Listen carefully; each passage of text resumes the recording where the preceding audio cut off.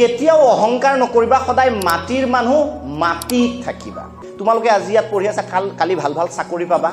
কোনোবাই ভাল ভাল কোম্পানীত চাকৰি পাবা পকেটত দুটামান টকা আহিব মানে এটা টকা সোমোৱাৰ লগে লগে মানুহৰ অহংকাৰ ভাৱ জন্ম হয় আমাৰ এই 8টা গ্ৰহৰ মাজত পৃথিৱী তেনেই সৰু পৃথিৱীৰ দৰে বোলে 100টা মান গৈ বৃহস্পতি গ্ৰহত সোমাব পাৰে আৰু 1000টা 1 লাখটা মান বৃহস্পতি গৈ কেনে সূৰ্যৰ ভিতৰত সোমাব পাৰে অৰ্থাৎ তাৰ তুলনাত আমাৰ পৃথিৱীৰ অস্তিত্বটো একেবাৰে নগণ্য আকৌ তুমি যদি হাতীপতিত চোৱা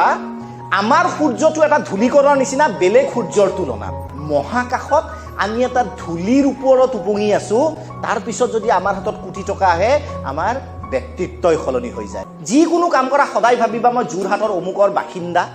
মোৰ মা দেউতাৰ পৰিচয় এইটো মোৰ ওচৰত কাম লৈ কোনোবা ঠেলাওলা আহিলেও মই সমানেই সন্মান কৰিম এজন ৰিক্সাওলা আহিলেও মই সমানেই সন্মান কৰিম মই মোৰ অতীতটো পাহৰি যাব নালাগে